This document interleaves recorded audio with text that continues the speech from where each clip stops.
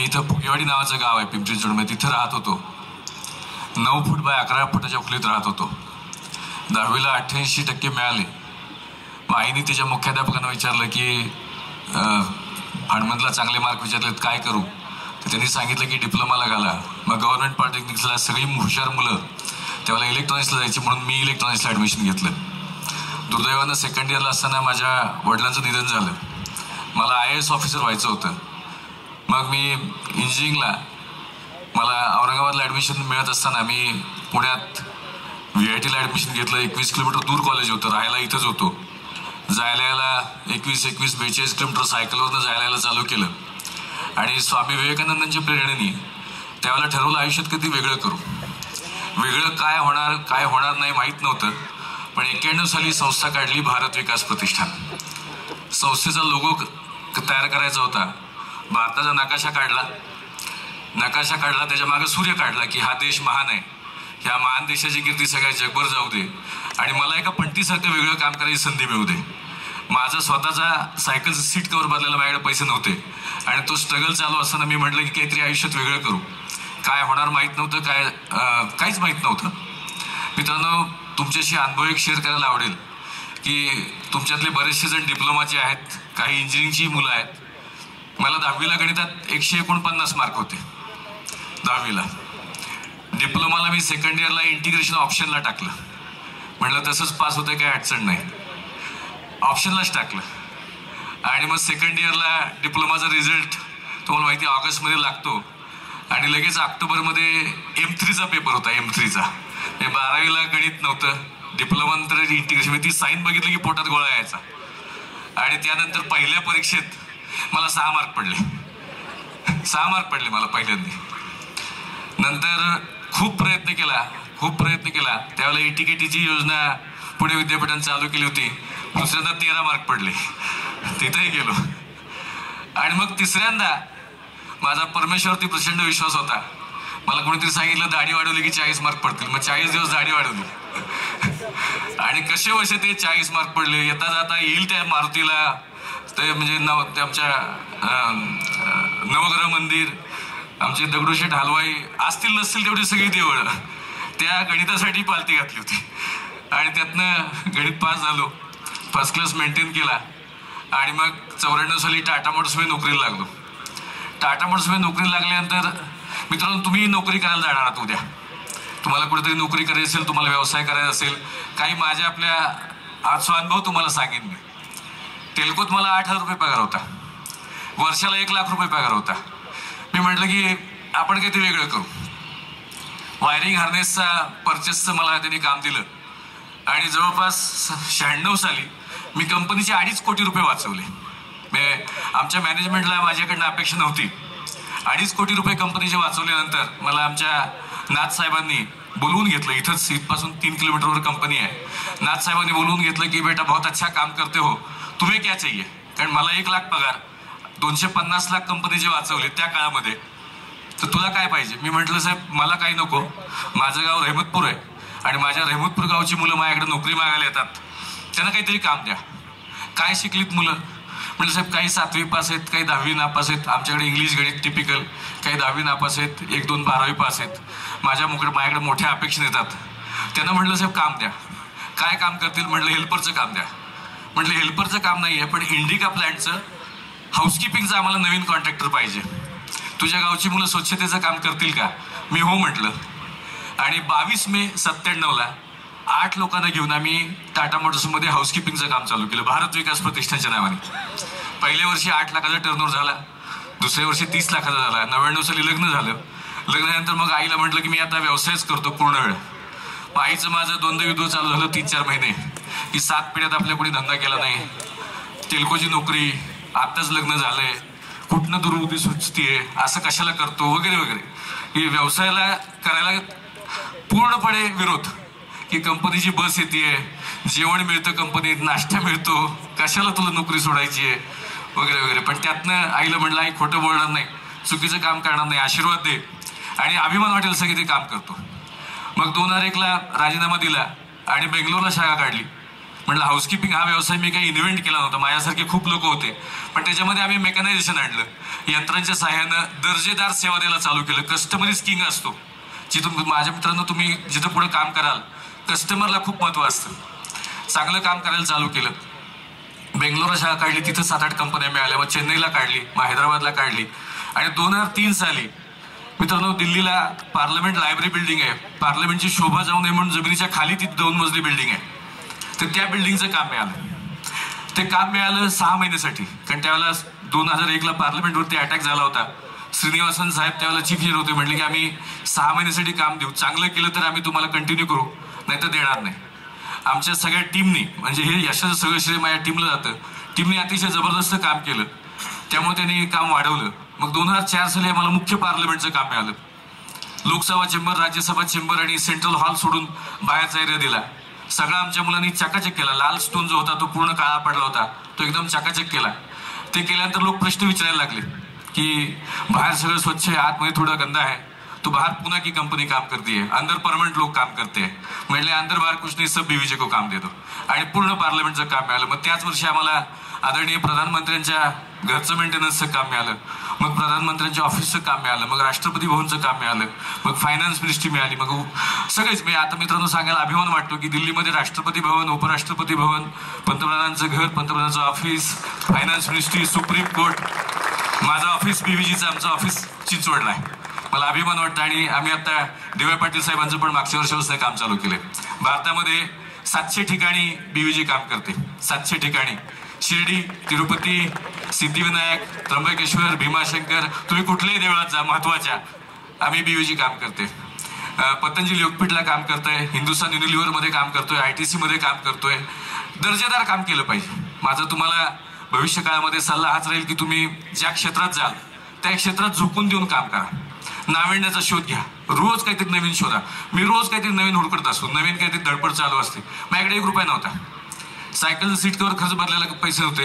ह्या वर्षी आमचा 2-1 हजार कोटी व्यवसाय होईल, पुढच्या वर्षी 4-1 हजार कोटी होईल. म्हणजे धडपड केली की होतं, जागेवर कोणी काही देत नाही. मी ॲग्रिकल्चरमध्ये बरंच सर रिव्होल्युशन करतोय. हर्बल नॅनो टेक्नॉलॉजीचं प्रोडक्ट आम्ही आणलेत आता. आम्ही तुम्ही सगळे बहुतांशी शेतकरी कुटुंबातले असाल.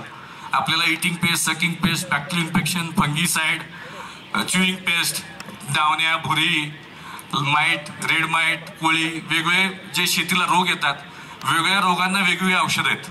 आणि 8 ते 10 विषारी औषधं आपल्याला शेतकऱ्यांना वापरायला लागतात. आमच्या सायंटिस्टनी दीप शुक्लानी 14 वर्ष रिसर्च करून, कॅनडात सर 14 वर्ष रिसर्च केलं, 3 वर्ष आनंद युनिव्हर्सिटीमध्ये रिसर्च केलं, आणि एकच रिव्होल्युशनरी हर्बल पेस्टिसाइड डेव्हलप केलंय. सगळ्या प्रकारच्या किडींना एकाच वेळेला मारतं. मी पिऊन बघितलंय आणि किडींवर मारून बघितलं, 10 मिनिटांमध्ये रिझल्ट येतो. 10 मिनिटांमध्ये.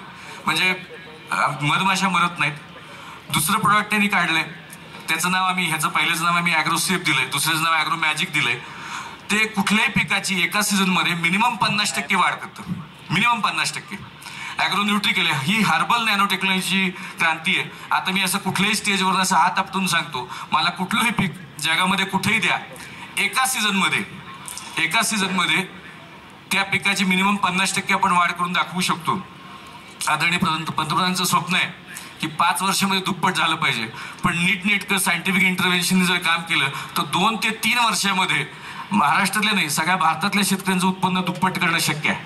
तर अशा याच्यामध्ये मित्रांनो मला तुम्हाला सांगायला आवडेल की असं काहीतरी नाविन्याचं, मला कुठलीही गाय म्हैस द्या, दुभती गाय म्हैस द्या.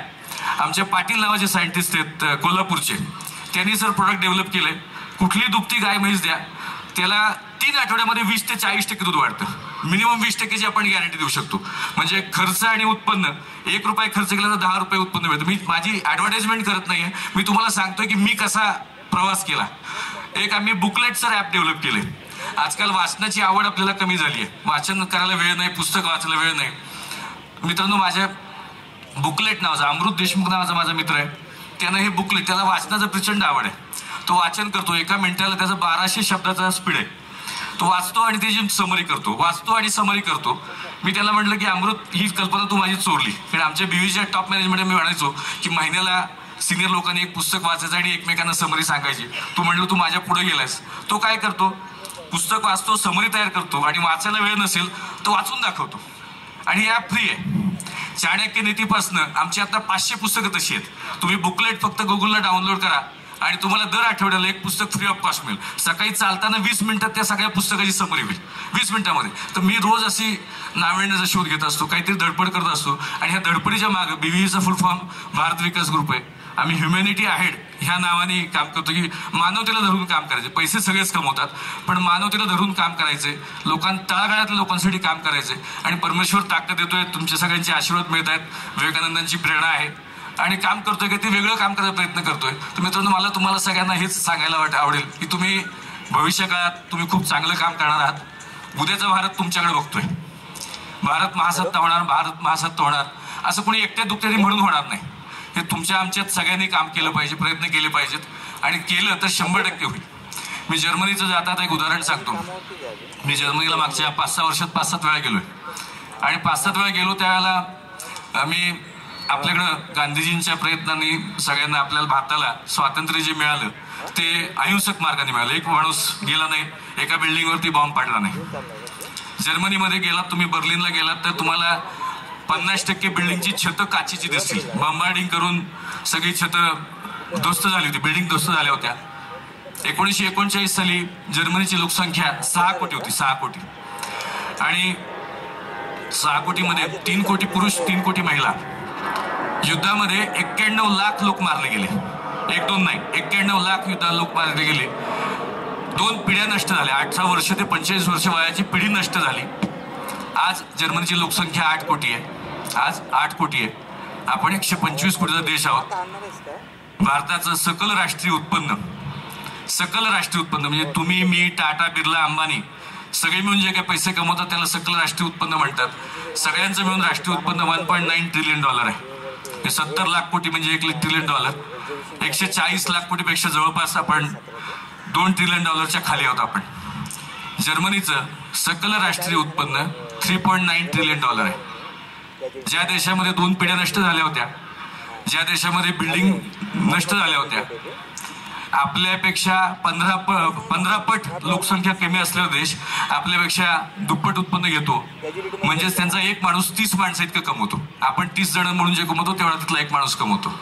ह्या कारणांचा मी शोध घ्यायचा प्रयत्न केला की हे का झालं. माझ्या मित्राला विचारलं की बाबा का, तुम्हाला का जमलं हे, आम्हाला का नाही जमलं, आमचा देश तर चांगला स्वतंत्र झाला. तो म्हणला आमच्याकडे टाईल बसवण्याचा कोर्स 3 वर्षाचा आहे, आमच्याकडे ग्लास बसवण्याचा कोर्स 3 वर्षाचा आहे. जोपर्यंत 100% परफेक्शन येत नाही तोपर्यंत आम्ही त्याला काम करायचं सर्टिफिकेटच देत नाही.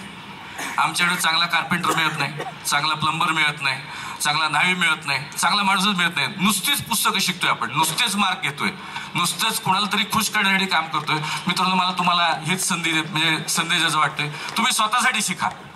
तुम्ही ज्या इलेक्ट्रिकलमध्ये असाल, इलेक्ट्रॉनिक्समध्ये असाल, इलेक्ट्रिकल इंजिनिअरिंगमध्ये असाल, नुसतीच डिग्री घेऊ नका. तुम्ही AC मेंटेनन्सचं काम शिका. जगभरात AC मेंटेनन्सची प्रचंड डिमांड आहे, जगभरात. तुम्ही ट्रान्सफॉर्मर मेंटेनन्सचं काम शिका. एक गोष्ट घ्या आणि त्याच्यात स्पेशलायझेशन करा.